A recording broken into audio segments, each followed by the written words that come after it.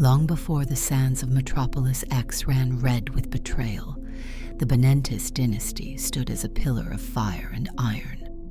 For centuries, their coffers overflowed with gold mined from dragon-touched veins, their influence weaving through wars and treaties like threads of fate.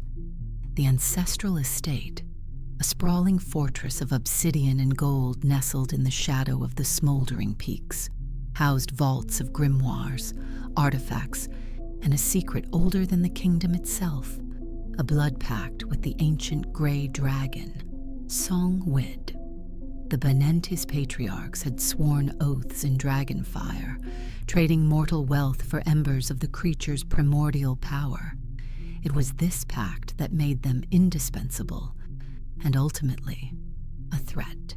When Sebastian, the ambitious third son of a lesser noble house, clawed his way to the throne, he saw not allies in the Banenntis, but rivals. Their dragon-forged arms outfitted rebel legions, their gold-funded descent, and so, on a moonless night, Sebastian's knives fell. The night of red blades began with a whisper. Mercenaries disguised as merchants slipped poison into the Banenntis wine cellars. By midnight, the halls ran crimson. Women, children, and retainers were cut down beneath banners they had once funded. Only one life was spared, a squalling infant, smuggled from his crib by a dying nursemaid and hurled into the arms of Jorik, a grizzled mercenary captain whose loyalty was bought with a chest of Sebastian's gold. Dominic's childhood was a tapestry of lies. Raised among Jorik's band of northern sellswords, he learned to swing a blade before he could write his name. The mercenaries called him Ashborn, a bastard, they said, found in the cinders of a razed village. They trained him to kill, to endure, to bury weakness beneath calluses.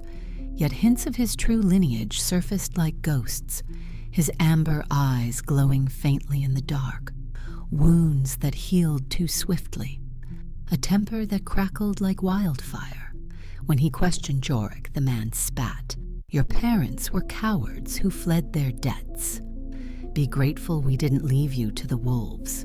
The truth erupted at age 26, during a raid on a syndicate outpost. Amidst splintered crates of contraband, Dominic discovered the blood book, a ledger hidden in a false bottomed chest, its pages inked in dragon's blood. The entries detailed his family's history, the pact with Song-Wid, and Sebastian's payment to Jorik. "Ensure the heir forgets his name," read the final line, sealed with the king's serpent sigil. That night, Dominic confronted Jorik beneath a sky choked with stars. The mercenary camp fell silent as steel strangler. The two-handed warhammer Dominic had forged himself slammed into the earth. "You sold me," Dominic growled, his voice trembling with a dragon's rumble. "You sold my name," Jorik laughed, hefting his axe. "A name's worth less than piss in the wastes, boy. But your blood, bought us ale and whores for a decade, worth every drop."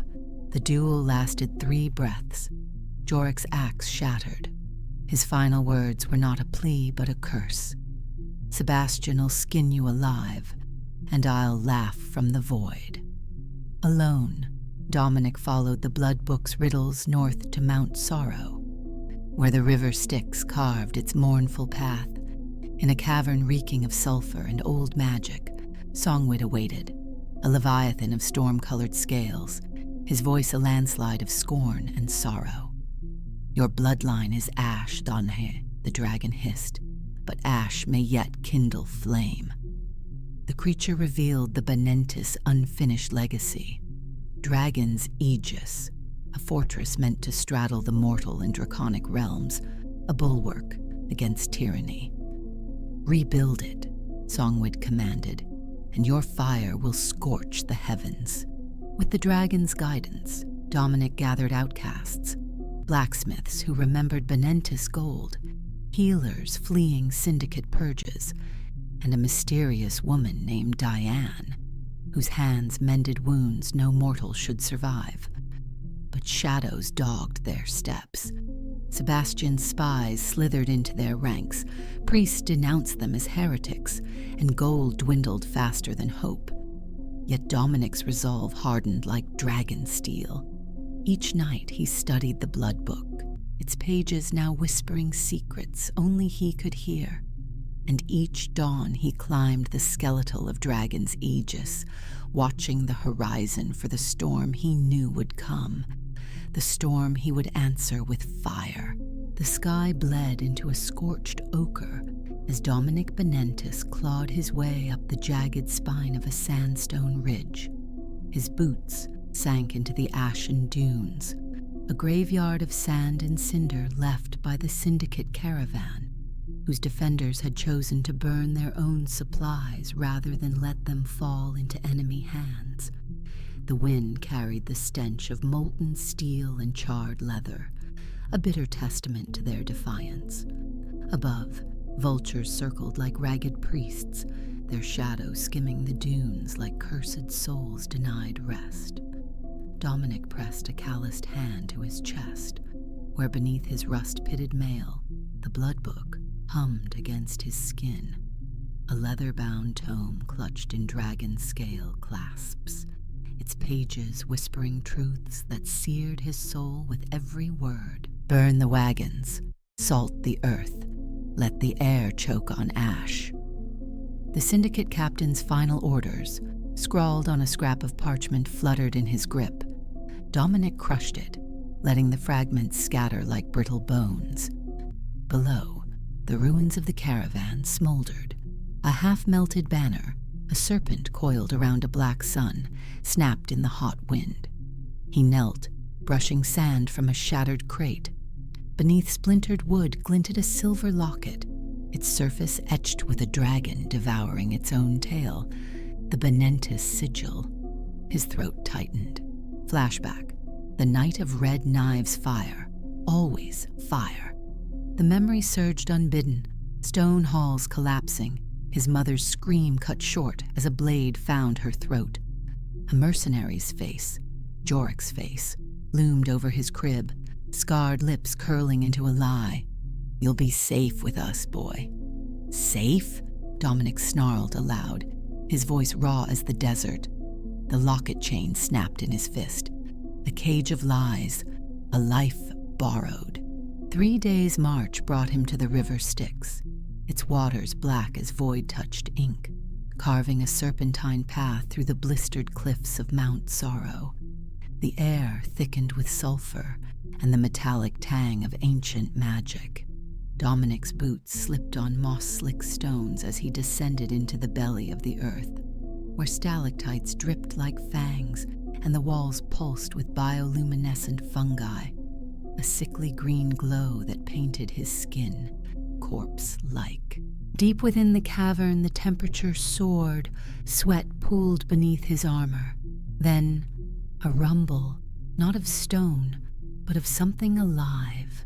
"How you reek of fear, little heir." The voice shook the earth. From the shadows uncoiled Songwid, the gray dragon, his scales the color of thunderheads, each plate larger than a shield. His eyes burned like twin suns trapped in amber, pupils slitting as they fixed on Dominic. The beast's wings, veined with molten gold, stretched wide, brushing the cavern walls adorned with faded murals, dragons soaring over citadels, humans kneeling with offerings of gold and wine. Dominic gripping steel strangler, its runes flickering faintly. "I've come to claim what was stolen. Not gold, not land. My name. Songwid." A laugh like grinding tectonic plates. "Names are wind, but blood." The dragon's claw, talons longer than swords, sliced the air. "Blood is a song even gods cannot silence." The creature exhaled, and the cavern erupted in flame. But this was no ordinary fire. It swirled into visions. A Banenntis ancestor, armor gleaming, standing beside a younger Songwid. A pact sealed in a shared chalice of molten gold. Your forebear begged for power, Songwid hissed. I gave him purpose. Dominic's hand rose instinctively to his scarred cheek. And what purpose do you offer me? Songwid's revelation. The dragon's tail lashed, shattering a stalagmite. Build your fortress not on stone but on wrath. Let its towers pierce the heavens. Let its fires blind the usurper king. And when the time comes, the beast leaned close, sulphurous breath blistering Dominic's skin. We will feast on Sebastian's heart together. The siege of dragons Aegis, blood and ashes. The fortress rose, a jagged masterpiece of obsidian and dragon-forged iron, its central tower curved like a fang aimed at the heavens. But Sebastian's retribution came swift. The battle unfolds. At dawn, the horizon darkened. 10,000 soldiers marched beneath the Syndicate's serpent banner, siege engines groaning like wounded leviathans. Behind Dragon's Aegis's walls, Dominic stood flanked by Diane, her once golden wings now skeletal, draped in tattered cloth, and Azrael, his black blade already dripping with the blood of scouts. Diane's secret revealed. As catapults hurled fire, she gripped Dominic's arm. Elian's command was clear, she confessed, her voice trembling.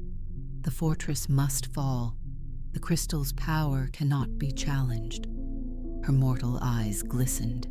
But I cannot be Heaven's dagger anymore. Azrael's warning.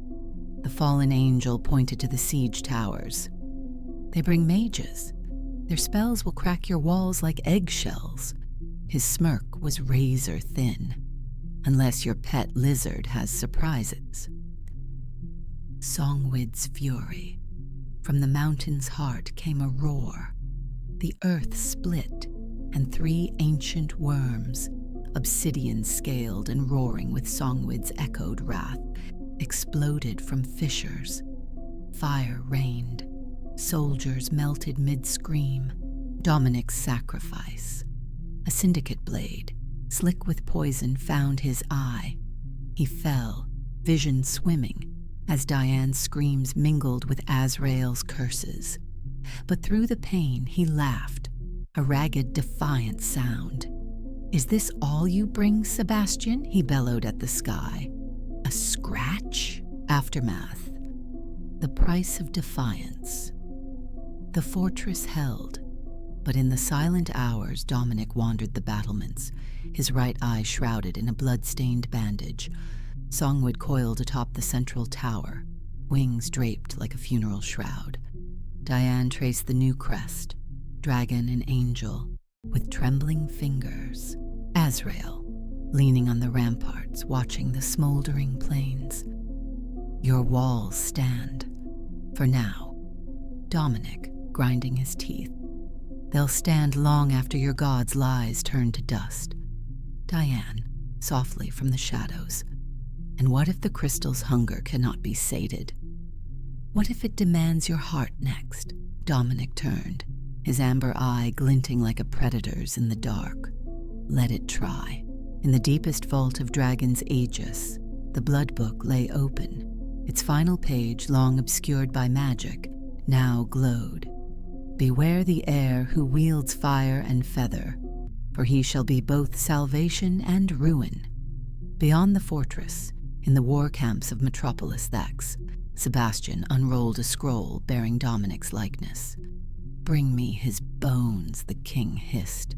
I'll build my throne from them. And in the darkness between stars, Elion watched,